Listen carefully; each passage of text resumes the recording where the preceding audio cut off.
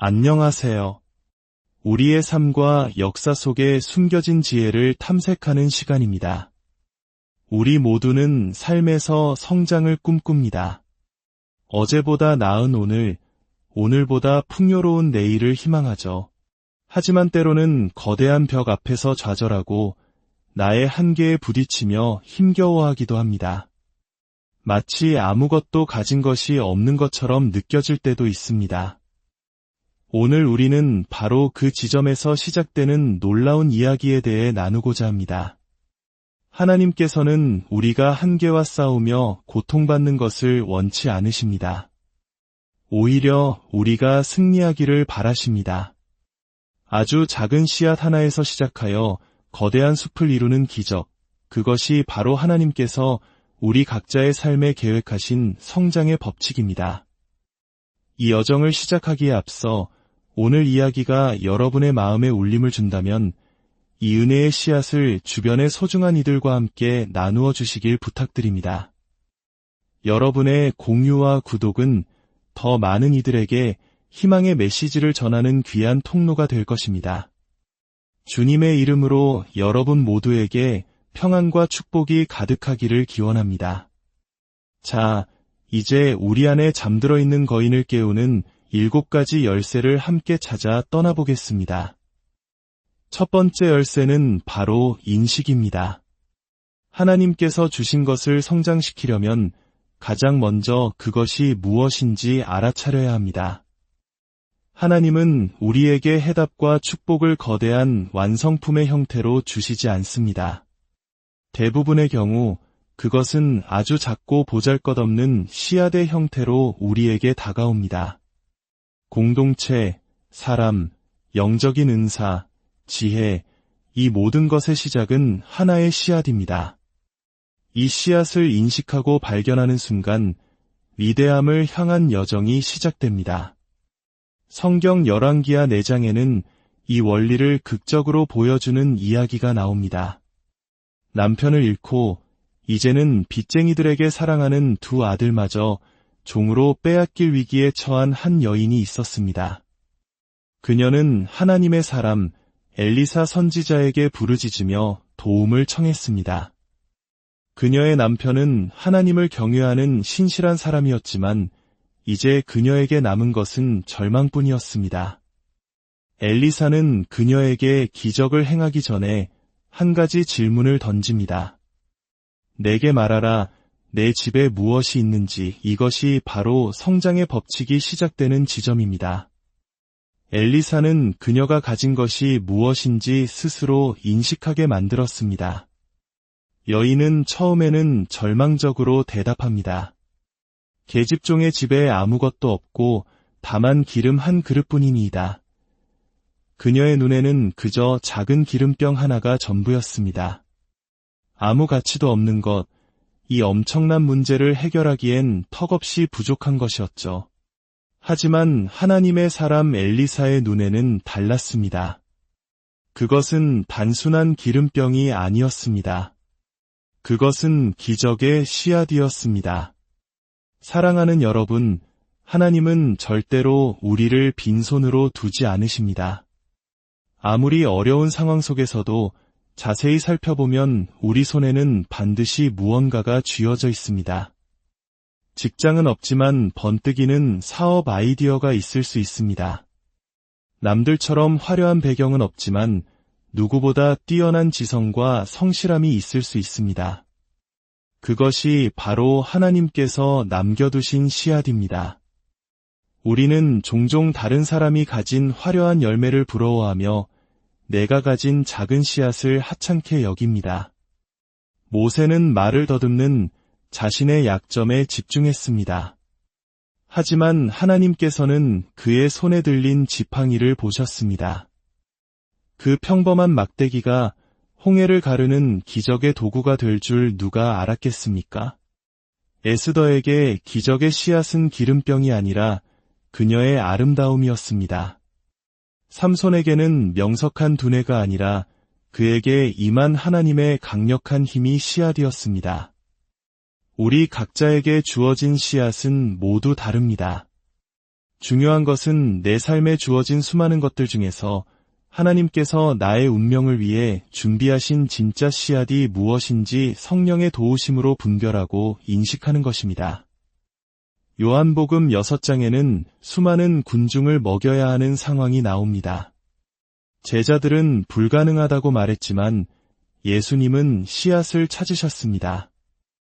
바로 한 어린아이가 가지고 있던 보리떡 5개와 물고기 2마리였습니다. 제자 안드레조차 그것이 이 많은 사람에게 얼마나 되겠사옵나이까라며 의심했습니다. 하지만 예수님은 그 작은 도시락이 수천 명을 먹이고도 남을 기적의 씨앗님을 알아보셨습니다. 여러분, 지금 여러분의 손에는 무엇이 있습니까? 오늘 여러분의 삶을 향한 하나님의 첫 번째 질문은 이것입니다. 내 집에 무엇이 있느냐? 두 번째 열쇠는 감사입니다. 시편 67편 5절에서 7절은 이렇게 노래합니다. 하나님이여 민족들이 주를 찬송하게 하시며 모든 민족들이 주를 찬송하게 하소서. 그리하시면 땅이 그의 소산을 내어 줄 것이라. 하나님 곧 우리 하나님이 우리에게 복을 주시리이다. 성장의 법칙에서 감사는 절대적입니다. 하나님께서 주신 작은 씨앗, 지금 내가 처한 상황, 나를 이끌어주신 모든 과정에 대해 감사할 때 비로소 땅이 그 소산을 내어주기 시작합니다. 즉, 감사가 있을 때 비로소 증가와 풍요의 문이 열리는 것입니다. 예수님께서 보리떡 5개와 물고기 2마리를 손에 드셨을 때 가장 먼저 하신 일이 무엇인지 아십니까? 하늘을 우러러 축사, 즉 감사 기도를 하셨습니다. 수천 명의 굶주린 군중 앞에서 턱없이 부족해 보이는 그 도시락을 들고 불평하지 않으셨습니다. 오히려 그것을 주신 하나님께 감사하셨습니다. 그 감사의 기도가 씨앗의 생명을 불어넣었고 놀라운 증식의 기적을 일으켰습니다. 우리 삶도 마찬가지입니다. 이제 막 시작한 작은 사업체의 직원이 4명뿐일지라도 하나님, 제 이야기를 들어줄 사람이 있다는 것에 감사합니다. 라고 진심으로 고백하며 마치 수천 개의 지점을 가진 것처럼 기뻐할 때 하나님께서는 땅아, 그를 위해 소산을 내어주어라 라고 명령하십니다. 수억 원이 필요한 프로젝트 앞에서 내 수중에 가진 돈이 고작 100만 원일지라도 그것을 비웃지 마십시오. 하나님, 시작할 수 있는 종잣돈을 주셔서 감사합니다.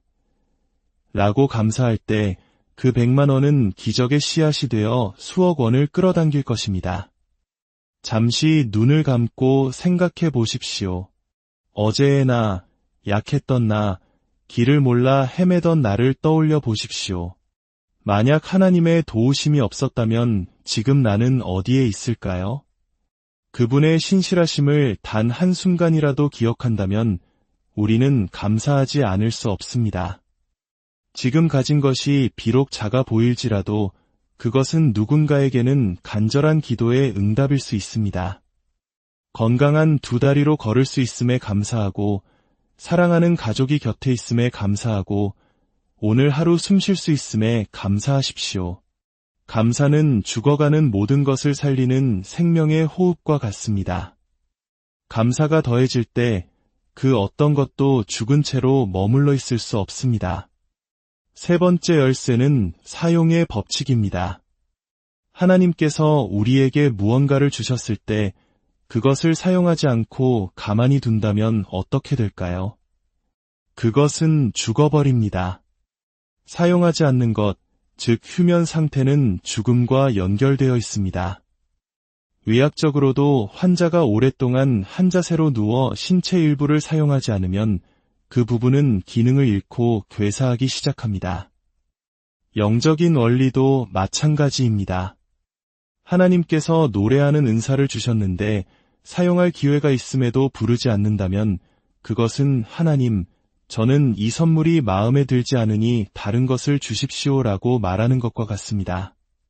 그리고 우리는 스스로 성장의 문을 닫아버리게 됩니다. 마태복음 25장에 나오는 달란트 비유는 이 사용의 법칙을 명확하게 보여줍니다. 한 주인이 종들에게 각각 5달란트, 2달란트, 1달란트를 맡기고 떠났습니다. 5달란트와 2달란트를 받은 종은 즉시 가서 그것으로 장사하여 갑절을 남겼습니다. 그들은 주인이 준 것을 사용했습니다. 그들이 재능을 사용했을 때 증가가 일어났습니다. 하지만 1달란트 받은 종은 달랐습니다. 그는 불평과 원망에 사로잡혀 주인이 준 것을 땅에 파묻어 두었습니다. 그는 그것을 전혀 사용하지 않았습니다. 주인이 돌아왔을 때 그는 어떻게 되었습니까? 주인은 그에게서 그 1달란트마저 빼앗아 10달란트 가진 자에게 주라고 명령합니다. 그리고 이렇게 말합니다. 무릇 있는 자는 받아 풍족하게 되고 없는 자는 그 있는 것까지 빼앗기리라. 이것이 바로 왕국의 법칙입니다. 당신이 받은 것을 사용하십시오. 미래의 위대한 설교자가 되도록 부름받았지만 지금은 교회가 없습니까? 거리로 나가 복음을 전하며 당신의 은사를 시험해 보십시오. 치유의 은사가 있지만 아직 휠체어를 일으킬 능력은 없습니까? 두통으로 고통받는 사람을 위해 기도하는 것부터 시작하십시오. 작은 것을 충실히 사용할 때 하나님은 더 큰 것을 맡기십니다. 당신에게 주어진 재능, 은사, 기회들을 부지런히 사용하십시오. 설령 사용하다가 실패하더라도 괜찮습니다. 그 실패조차도 당신을 성장의 길로 이끄는 귀한 경험이 될 것입니다. 아무것도 하지 않고 묻어두는 것만이 유일한 실패입니다. 4번째 열쇠는 성실함입니다. 사용의 법칙과 밀접하게 연결된 것이 바로 성실함, 즉 충성입니다. 누가복음 16장 10절은 말합니다. 지극히 작은 것에 충성된 자는 큰 것에도 충성되고 지극히 작은 것에 불의한 자는 큰 것에도 불의하니라. 성실함이 없는 성장과 증가는 없습니다. 하나님께서는 우리가 작은 일에 어떻게 반응하는지를 보고 계십니다. 다른 사람의 것을 맡았을 때 어떻게 다루는지를 지켜보십니다. 누군가 당신에게 자신의 차를 빌려주었다고 상상해 보십시오. 당신은 그 차를 내 차처럼 아끼고 깨끗하게 사용하고 기름까지 채워서 돌려줍니까? 아니면 막 다루고 더럽힌 채로 기름도 텅 빈 상태로 돌려줍니까? 만약 후자라면 그 사람은 다시는 당신에게 아무것도 맡기려 하지 않을 것입니다. 이것은 영적으로도 마찬가지입니다. 내가 만일 남의 것에 충성하지 아니하면 누가 너희의 것을 너희에게 주겠느냐? 이것이 하나님의 질문입니다. 우리가 다른 사람의 것, 즉 지금 우리에게 맡겨진 작은 일에 성실하지 않다면 하나님께서는 우리에게 우리 자신의 것, 즉 더 크고 위대한 축복을 맡기실 수 없습니다. 지금 당신이 새들어 살고 있는 집이 당신의 집이 아니라고 해서 함부로 사용하지 마십시오. 그 집을 내 집처럼 아끼고 가꾸십시오. 그것이 당신의 집을 소유하게 되는 길입니다. 지금 다니는 직장이 사장님의 것이라고 해서 불성실하게 일하지 마십시오. 당신의 회사인 것처럼 최선을 다해 일하십시오. 그것이 당신을 리더의 자리로 이끌 것입니다. 성실함은 작은 것에 위대함을 더하는 마법과 같습니다.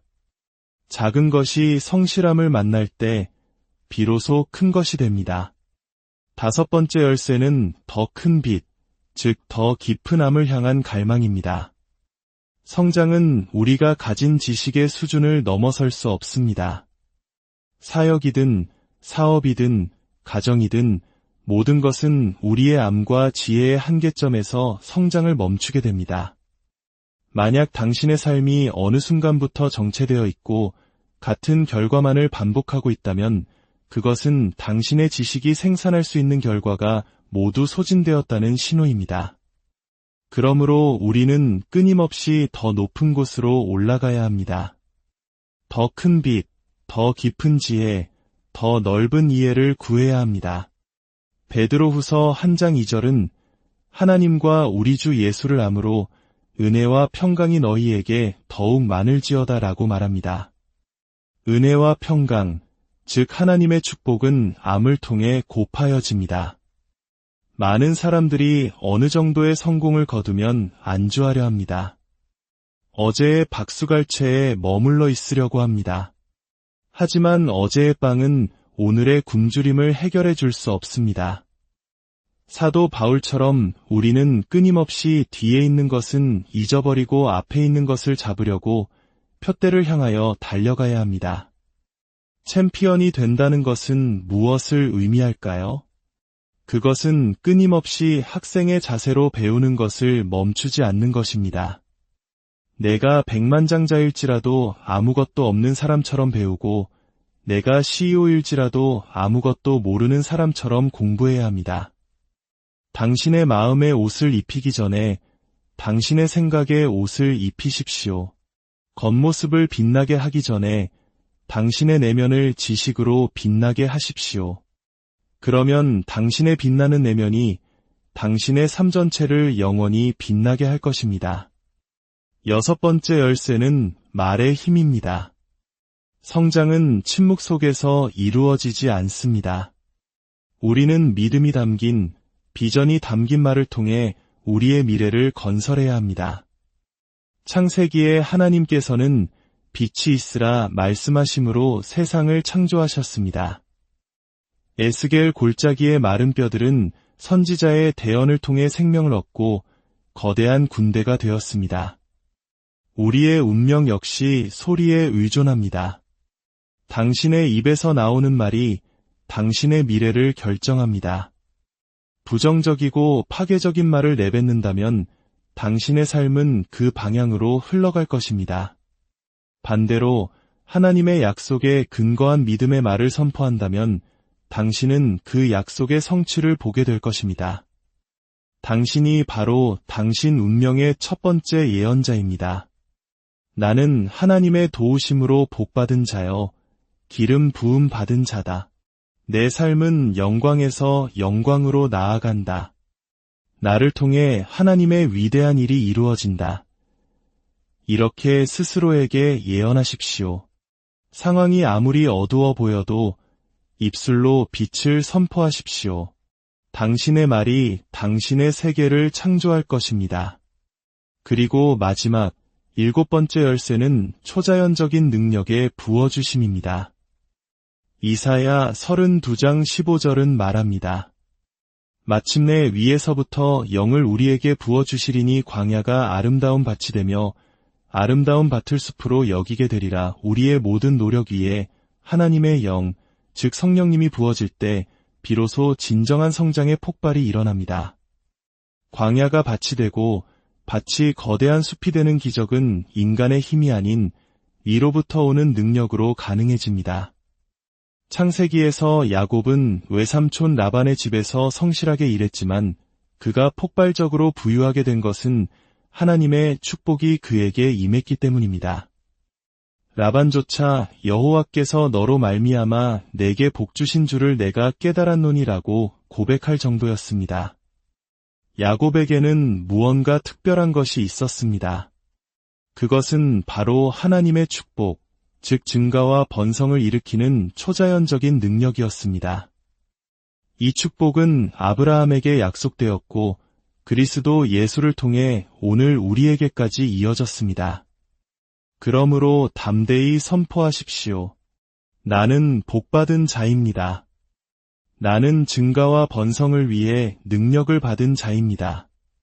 내 손에 있는 것은 결코 죽지 않습니다. 내 삶에 있는 것은 결코 작게 머무르지 않습니다. 사랑하는 여러분, 오늘 우리는 성장의 7가지 열쇠를 함께 나누었습니다. 첫째, 당신에게 주어진 씨앗을 인식하십시오. 둘째, 모든 것에 감사하십시오. 셋째, 당신의 재능을 부지런히 사용하십시오. 넷째, 작은 일에 성실하십시오. 다섯째, 더 큰 빛, 즉 지식을 끊임없이 갈망하십시오.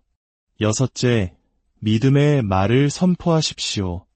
7째, 이로부터 임하는 초자연적인 능력을 구하십시오. 이제 기도의 시간입니다. 이 시간, 하나님께서 여러분 각자에게 증가의 은혜를 부어주시기를 간절히 기도합니다. 지금까지 작게 머물러 있던 당신의 사업, 사역, 가정, 그리고 영적인 삶 가운데 하나님의 강력한 성장의 영이 임하기를 선포합니다. 작은 자가 천을 이루고 약한 자가 강국을 이룰 것입니다. 때가 되면 나 여호와가 속히 이루리라 하신 약속의 말씀이 오늘 여러분의 삶에 성취될 것입니다. 주님의 이름으로 선포합니다.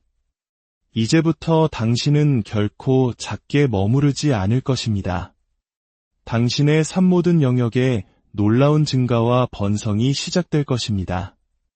한 단계에서 다음 단계로 지혜와 능력과 은혜와 재정의 모든 면에서 폭발적인 성장을 경험하게 될 것입니다. 이 축복의 메시지가 더 많은 이들에게 닿을 수 있도록 좋아요와 공유로 함께해 주십시오. 여러분의 작은 행동이 누군가에게는 큰 희망의 씨앗이 될 수 있습니다.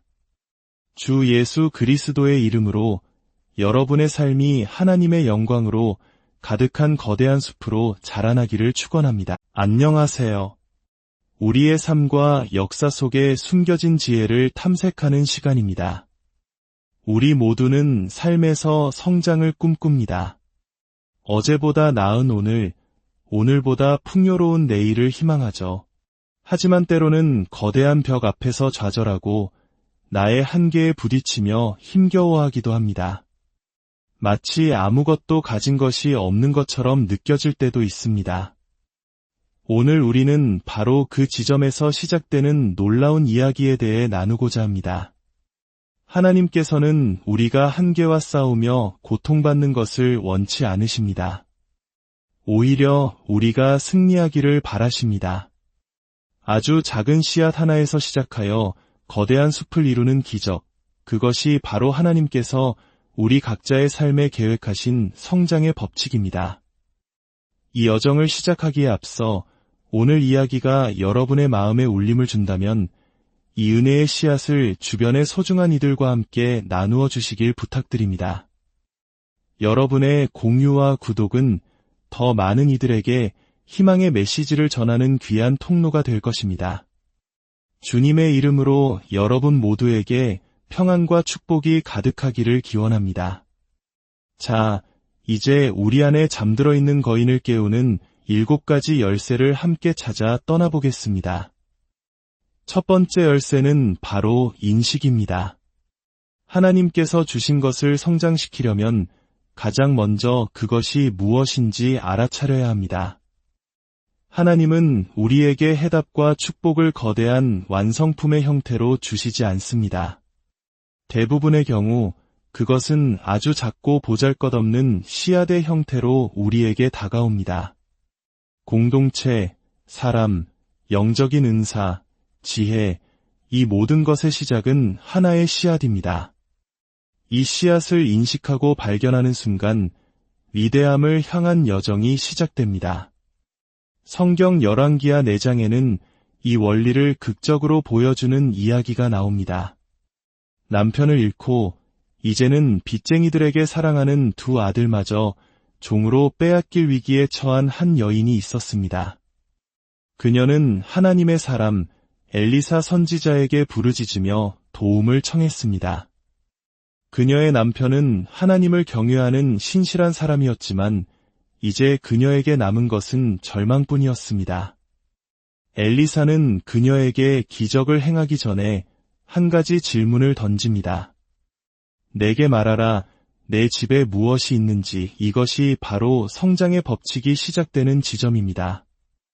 엘리사는 그녀가 가진 것이 무엇인지 스스로 인식하게 만들었습니다. 여인은 처음에는 절망적으로 대답합니다. 계집종의 집에 아무것도 없고 다만 기름 한 그릇뿐이니이다. 그녀의 눈에는 그저 작은 기름병 하나가 전부였습니다. 아무 가치도 없는 것, 이 엄청난 문제를 해결하기엔 턱없이 부족한 것이었죠. 하지만 하나님의 사람 엘리사의 눈에는 달랐습니다. 그것은 단순한 기름병이 아니었습니다. 그것은 기적의 씨앗이었습니다.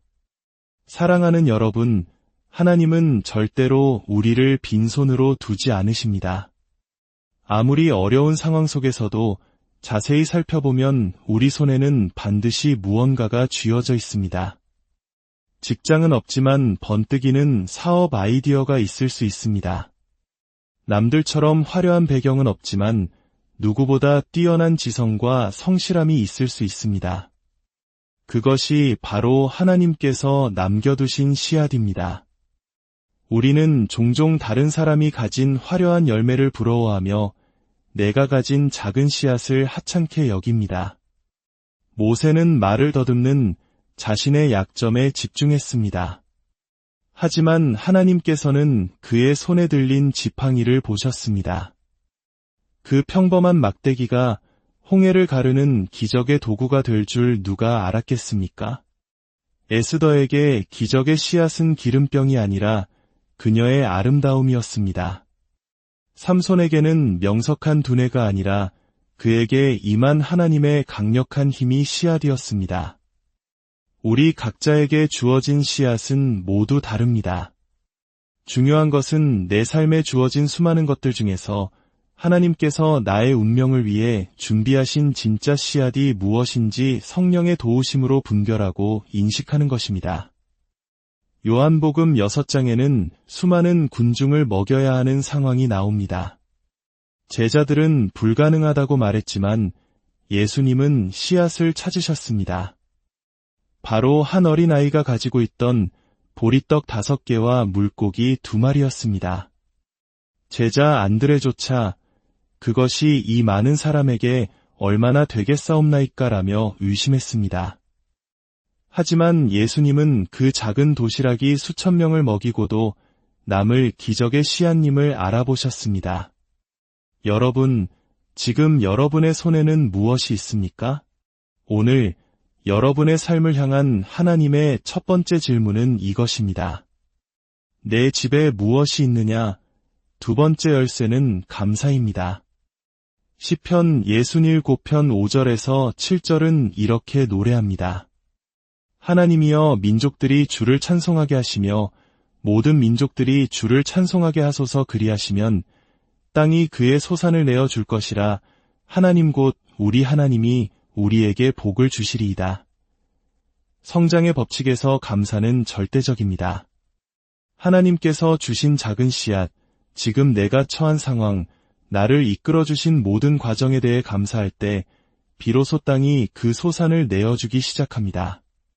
즉, 감사가 있을 때 비로소 증가와 풍요의 문이 열리는 것입니다. 예수님께서 보리떡 5개와 물고기 2마리를 손에 드셨을 때 가장 먼저 하신 일이 무엇인지 아십니까? 하늘을 우러러 축사, 즉 감사 기도를 하셨습니다. 수천 명의 굶주린 군중 앞에서 턱없이 부족해 보이는 그 도시락을 들고 불평하지 않으셨습니다. 오히려 그것을 주신 하나님께 감사하셨습니다. 그 감사의 기도가 씨앗의 생명을 불어넣었고 놀라운 증식의 기적을 일으켰습니다. 우리 삶도 마찬가지입니다. 이제 막 시작한 작은 사업체의 직원이 4명뿐일지라도 하나님, 제 이야기를 들어줄 사람이 있다는 것에 감사합니다.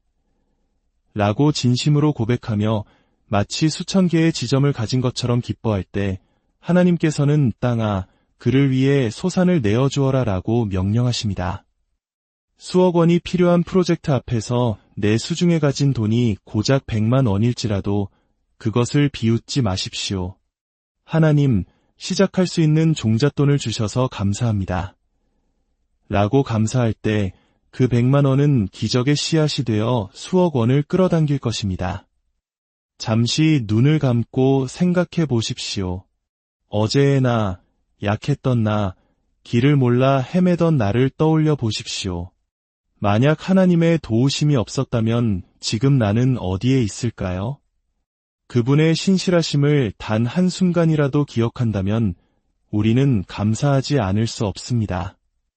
지금 가진 것이 비록 작아 보일지라도 그것은 누군가에게는 간절한 기도의 응답일 수 있습니다. 건강한 두 다리로 걸을 수 있음에 감사하고, 사랑하는 가족이 곁에 있음에 감사하고, 오늘 하루 숨 쉴 수 있음에 감사하십시오. 감사는 죽어가는 모든 것을 살리는 생명의 호흡과 같습니다. 감사가 더해질 때 그 어떤 것도 죽은 채로 머물러 있을 수 없습니다. 세 번째 열쇠는 사용의 법칙입니다.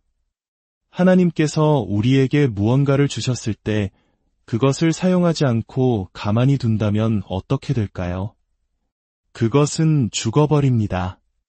사용하지 않는 것, 즉 휴면 상태는 죽음과 연결되어 있습니다. 의학적으로도 환자가 오랫동안 한 자세로 누워 신체 일부를 사용하지 않으면 그 부분은 기능을 잃고 괴사하기 시작합니다. 영적인 원리도 마찬가지입니다.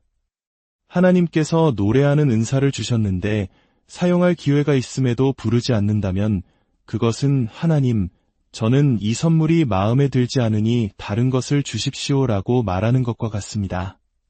그리고 우리는 스스로 성장의 문을 닫아버리게 됩니다. 마태복음 25장에 나오는 달란트 비유는 이 사용의 법칙을 명확하게 보여줍니다.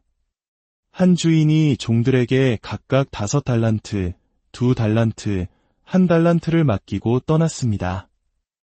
5달란트와 2달란트를 받은 종은 즉시 가서 그것으로 장사하여 갑절을 남겼습니다. 그들은 주인이 준 것을 사용했습니다. 그들이 재능을 사용했을 때 증가가 일어났습니다. 하지만 1달란트 받은 종은 달랐습니다.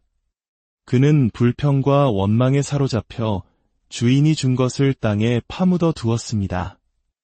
그는 그것을 전혀 사용하지 않았습니다.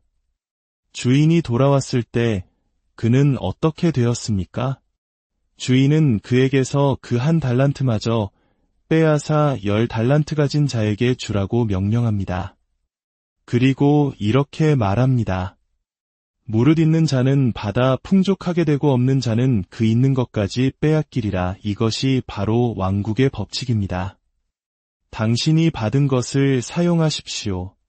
미래의 위대한 설교자가 되도록 부름받았지만 지금은 교회가 없습니까? 거리로 나가 복음을 전하며 당신의 은사를 시험해 보십시오. 치유의 은사가 있지만 아직 휠체어를 일으킬 능력은 없습니까? 두통으로 고통받는 사람을 위해 기도하는 것부터 시작하십시오. 작은 것을 충실히 사용할 때 하나님은 더 큰 것을 맡기십니다. 당신에게 주어진 재능, 은사, 기회들을 부지런히 사용하십시오. 설령 사용하다가 실패하더라도 괜찮습니다. 그 실패조차도 당신을 성장의 길로 이끄는 귀한 경험이 될 것입니다. 아무것도 하지 않고 묻어두는 것만이 유일한 실패입니다. 네 번째 열쇠는 성실함입니다. 사용의 법칙과 밀접하게 연결된 것이 바로 성실함, 즉 충성입니다. 누가복음 16장 10절은 말합니다. 지극히 작은 것에 충성된 자는 큰 것에도 충성되고 지극히 작은 것에 불의한 자는 큰 것에도 불의하니라. 성실함이 없는 성장과 증가는 없습니다. 하나님께서는 우리가 작은 일에 어떻게 반응하는지를 보고 계십니다. 다른 사람의 것을 맡았을 때 어떻게 다루는지를 지켜보십니다. 누군가 당신에게 자신의 차를 빌려주었다고 상상해 보십시오. 당신은 그 차를 내 차처럼 아끼고 깨끗하게 사용하고 기름까지 채워서 돌려줍니까? 아니면 막 다루고 더럽힌 채로 기름도 텅 빈 상태로 돌려줍니까? 만약 후자라면 그 사람은 다시는 당신에게 아무것도 맡기려 하지 않을 것입니다. 이것은 영적으로도 마찬가지입니다. 내가 만일 남의 것에 충성하지 아니하면 누가 너희의 것을 너희에게 주겠느냐? 이것이 하나님의 질문입니다. 우리가 다른 사람의 것, 즉 지금 우리에게 맡겨진 작은 일에 성실하지 않다면 하나님께서는 우리에게 우리 자신의 것, 즉 더 크고 위대한 축복을 맡기실 수 없습니다. 지금 당신이 새들어 살고 있는 집이 당신의 집이 아니라고 해서 함부로 사용하지 마십시오. 그 집을 내 집처럼 아끼고 가꾸십시오. 그것이 당신의 집을 소유하게 되는 길입니다. 지금 다니는 직장이 사장님의 것이라고 해서 불성실하게 일하지 마십시오. 당신의 회사인 것처럼 최선을 다해 일하십시오. 그것이 당신을 리더의 자리로 이끌 것입니다. 성실함은 작은 것에 위대함을 더하는 마법과 같습니다. 작은 것이 성실함을 만날 때 비로소 큰 것이 됩니다. 5번째 열쇠는 더 큰 빛, 즉 더 깊은 암을 향한 갈망입니다. 성장은 우리가 가진 지식의 수준을 넘어설 수 없습니다. 사역이든 사업이든 가정이든 모든 것은 우리의 암과 지혜의 한계점에서 성장을 멈추게 됩니다.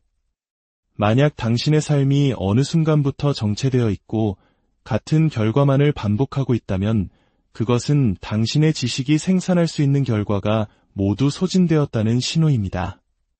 그러므로 우리는 끊임없이 더 높은 곳으로 올라가야 합니다. 더 큰 빛, 더 깊은 지혜, 더 넓은 이해를 구해야 합니다. 베드로후서 1장 2절은 하나님과 우리 주 예수를 암으로 은혜와 평강이 너희에게 더욱 많을지어다 라고 말합니다. 은혜와 평강, 즉 하나님의 축복은 암을 통해 곱하여집니다. 많은 사람들이 어느 정도의 성공을 거두면 안주하려 합니다. 어제의 박수갈채에 머물러 있으려고 합니다. 하지만 어제의 빵은 오늘의 굶주림을 해결해 줄 수 없습니다.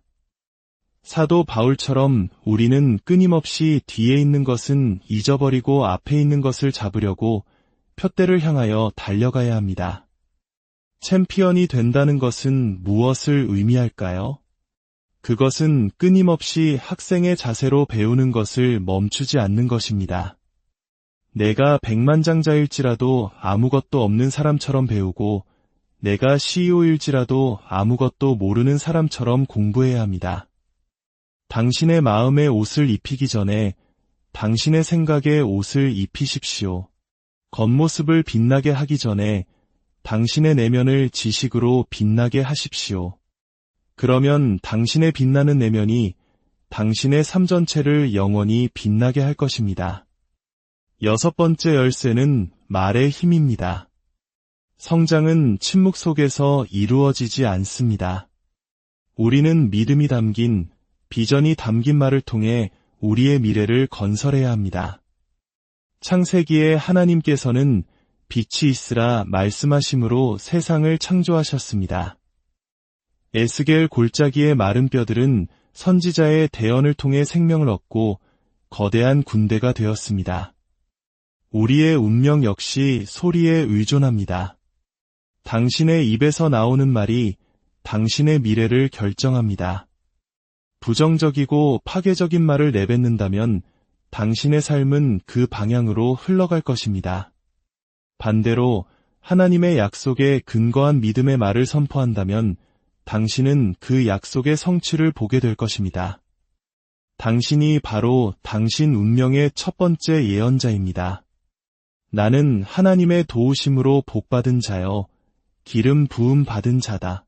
내 삶은 영광에서 영광으로 나아간다.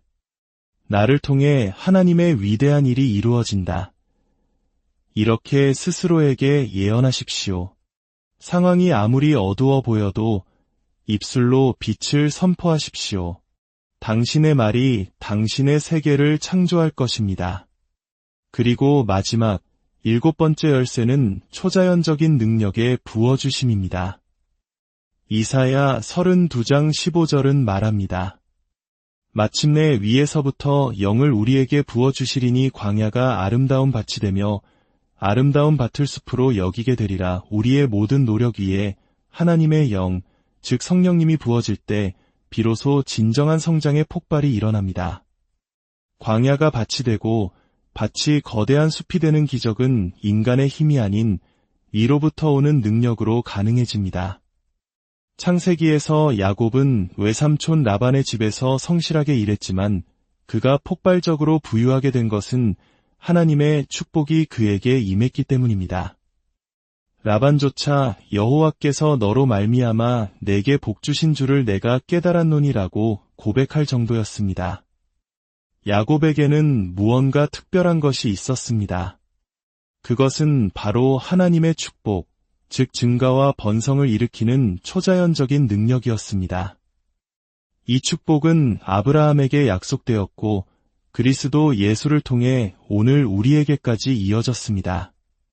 그러므로 담대히 선포하십시오. 나는 복받은 자입니다. 나는 증가와 번성을 위해 능력을 받은 자입니다. 내 손에 있는 것은 결코 죽지 않습니다. 내 삶에 있는 것은 결코 작게 머무르지 않습니다. 사랑하는 여러분, 오늘 우리는 성장의 7가지 열쇠를 함께 나누었습니다. 첫째, 당신에게 주어진 씨앗을 인식하십시오. 둘째, 모든 것에 감사하십시오. 셋째, 당신의 재능을 부지런히 사용하십시오. 넷째, 작은 일에 성실하십시오. 다섯째, 더 큰 빛, 즉 지식을 끊임없이 갈망하십시오. 여섯째, 믿음의 말을 선포하십시오. 일곱째, 이로부터 임하는 초자연적인 능력을 구하십시오. 이제 기도의 시간입니다. 이 시간, 하나님께서 여러분 각자에게 증가의 은혜를 부어주시기를 간절히 기도합니다. 지금까지 작게 머물러 있던 당신의 사업, 사역, 가정, 그리고 영적인 삶 가운데 하나님의 강력한 성장의 영이 임하기를 선포합니다. 작은 자가 천을 이루고 약한 자가 강국을 이룰 것입니다.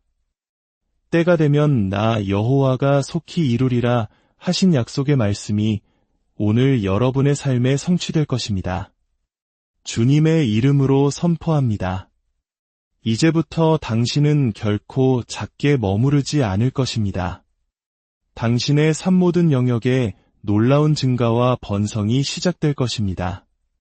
한 단계에서 다음 단계로 지혜와 능력과 은혜와 재정의 모든 면에서 폭발적인 성장을 경험하게 될 것입니다. 이 축복의 메시지가 더 많은 이들에게 닿을 수 있도록 좋아요와 공유로 함께해 주십시오. 여러분의 작은 행동이 누군가에게는 큰 희망의 씨앗이 될 수 있습니다.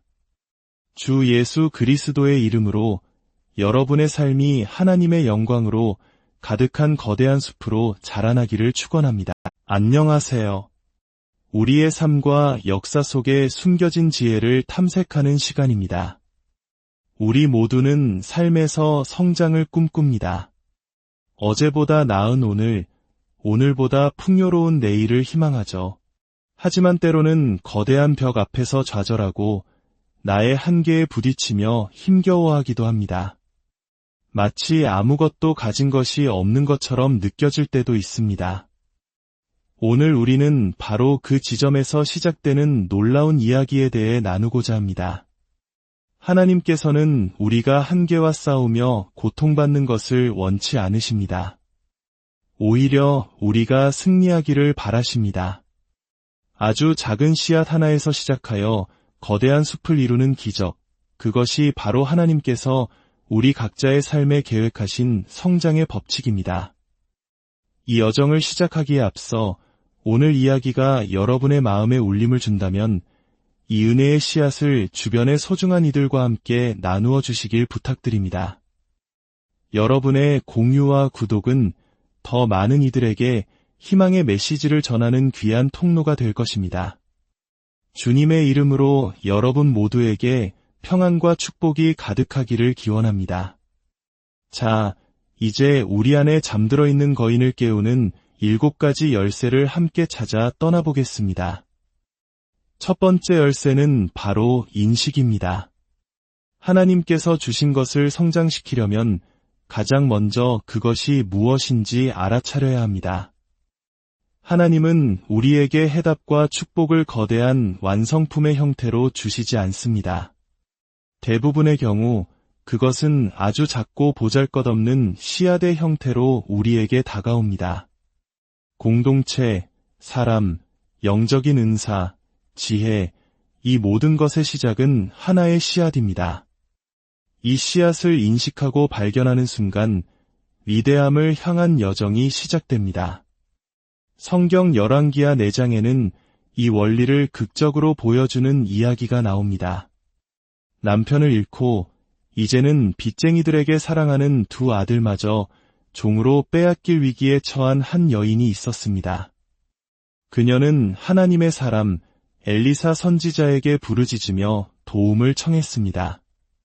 그녀의 남편은 하나님을 경외하는 신실한 사람이었지만 이제 그녀에게 남은 것은 절망뿐이었습니다. 엘리사는 그녀에게 기적을 행하기 전에 한 가지 질문을 던집니다.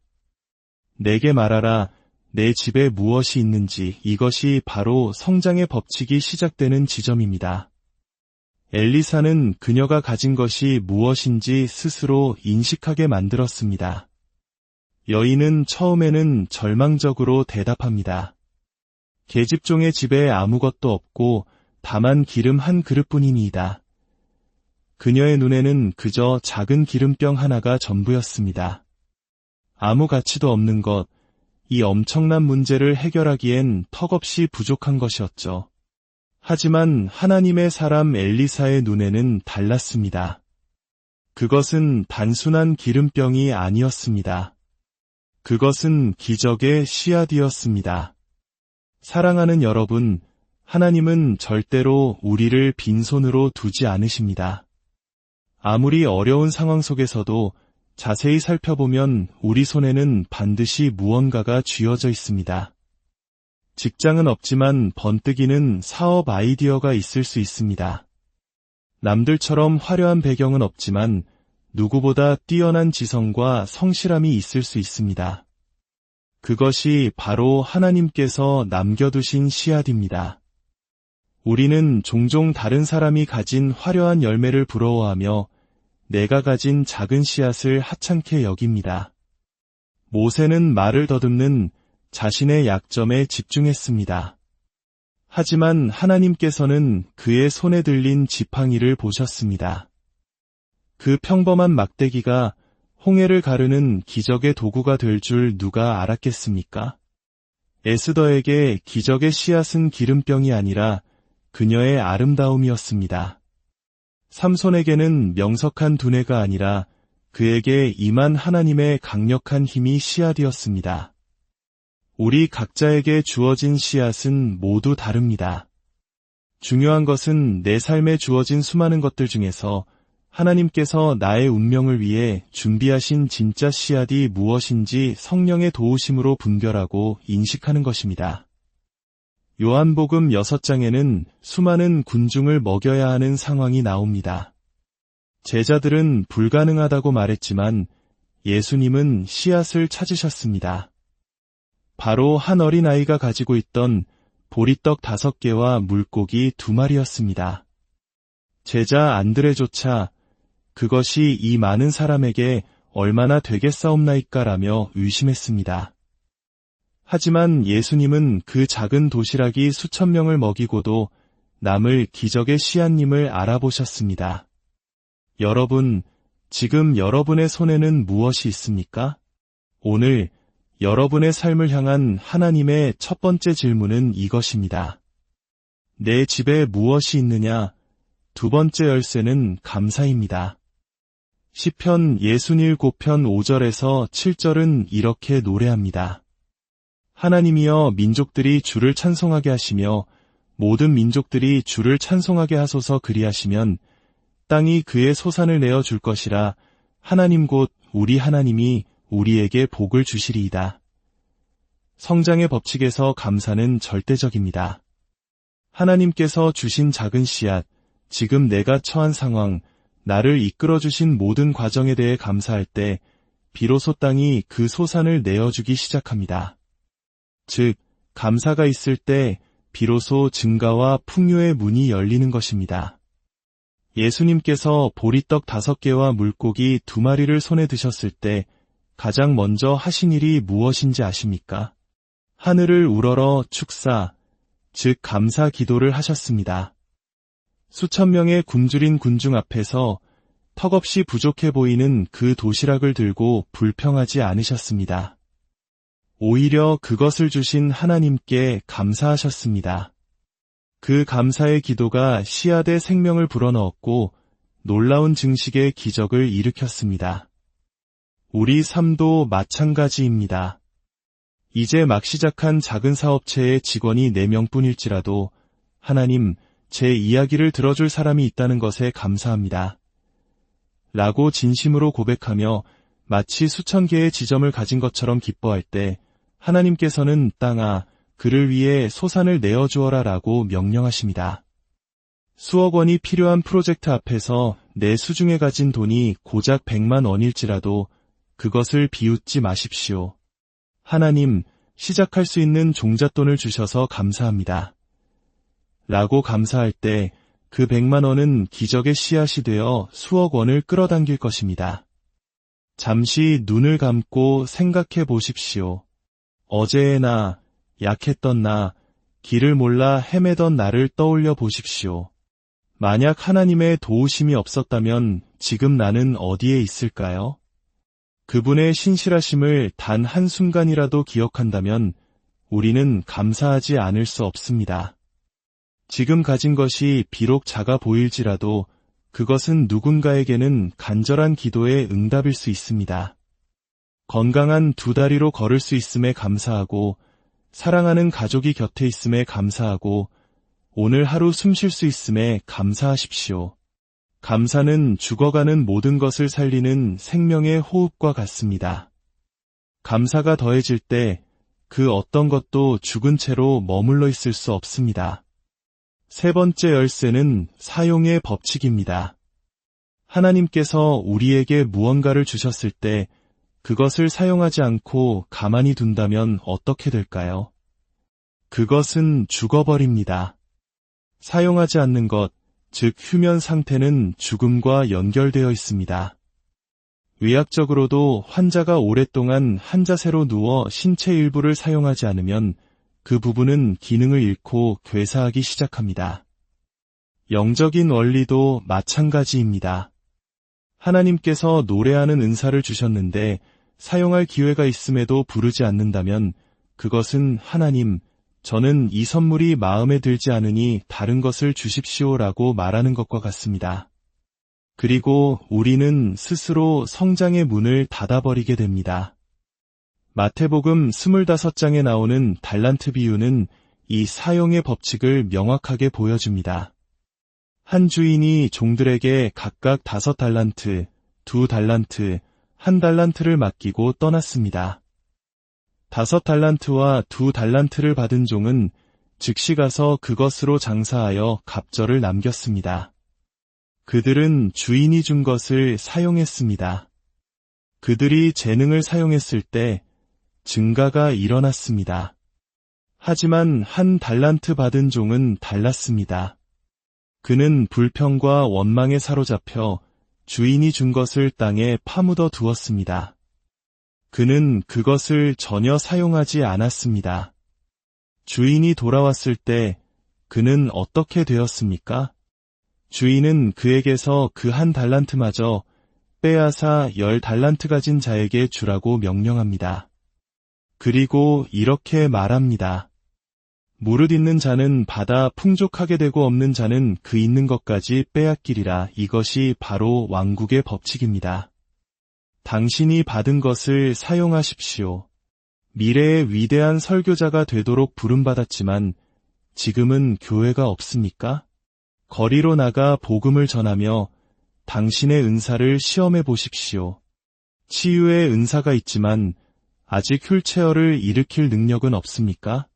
두통으로 고통받는 사람을 위해 기도하는 것부터 시작하십시오. 작은 것을 충실히 사용할 때 하나님은 더 큰 것을 맡기십니다.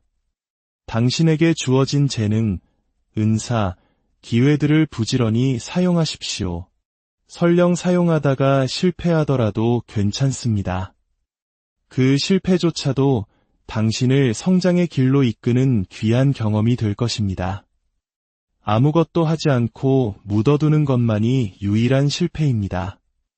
네 번째 열쇠는 성실함입니다. 사용의 법칙과 밀접하게 연결된 것이 바로 성실함, 즉 충성입니다. 누가복음 16장 10절은 말합니다.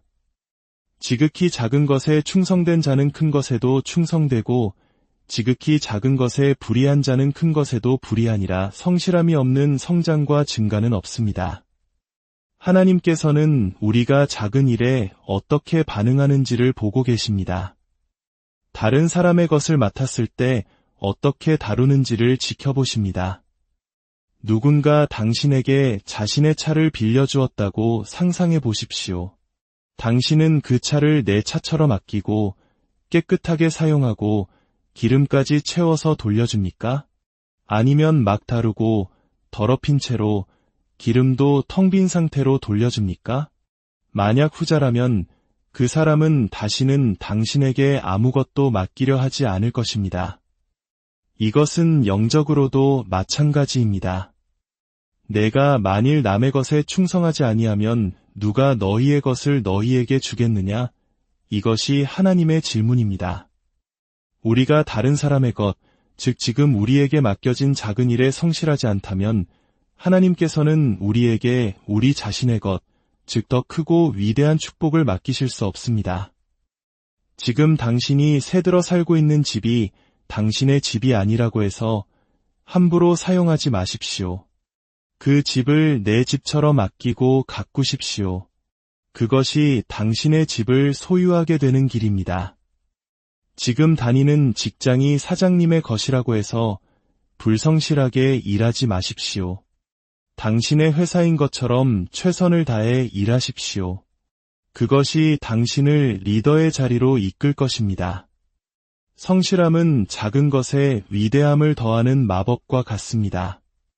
작은 것이 성실함을 만날 때 비로소 큰 것이 됩니다.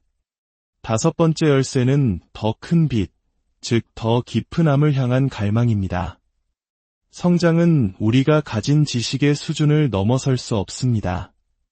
사역이든 사업이든 가정이든 모든 것은 우리의 암과 지혜의 한계점에서 성장을 멈추게 됩니다.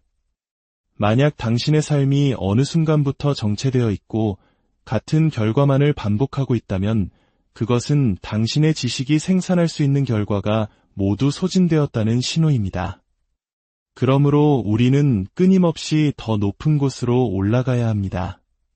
더 큰 빛, 더 깊은 지혜, 더 넓은 이해를 구해야 합니다. 베드로후서 1장 2절은 하나님과 우리 주 예수를 암으로 은혜와 평강이 너희에게 더욱 많을지어다 라고 말합니다. 은혜와 평강, 즉 하나님의 축복은 암을 통해 곱하여집니다. 많은 사람들이 어느 정도의 성공을 거두면 안주하려 합니다. 어제의 박수갈채에 머물러 있으려고 합니다. 하지만 어제의 빵은 오늘의 굶주림을 해결해 줄 수 없습니다. 사도 바울처럼 우리는 끊임없이 뒤에 있는 것은 잊어버리고 앞에 있는 것을 잡으려고 표대를 향하여 달려가야 합니다. 챔피언이 된다는 것은 무엇을 의미할까요? 그것은 끊임없이 학생의 자세로 배우는 것을 멈추지 않는 것입니다. 내가 백만장자일지라도 아무것도 없는 사람처럼 배우고 내가 CEO일지라도 아무것도 모르는 사람처럼 공부해야 합니다. 당신의 마음에 옷을 입히기 전에 당신의 생각에 옷을 입히십시오. 겉모습을 빛나게 하기 전에 당신의 내면을 지식으로 빛나게 하십시오. 그러면 당신의 빛나는 내면이 당신의 삶 전체를 영원히 빛나게 할 것입니다. 여섯 번째 열쇠는 말의 힘입니다. 성장은 침묵 속에서 이루어지지 않습니다. 우리는 믿음이 담긴, 비전이 담긴 말을 통해 우리의 미래를 건설해야 합니다. 창세기에 하나님께서는 빛이 있으라 말씀하심으로 세상을 창조하셨습니다. 에스겔 골짜기의 마른 뼈들은 선지자의 대언을 통해 생명을 얻고 거대한 군대가 되었습니다. 우리의 운명 역시 소리에 의존합니다. 당신의 입에서 나오는 말이 당신의 미래를 결정합니다. 부정적이고 파괴적인 말을 내뱉는다면 당신의 삶은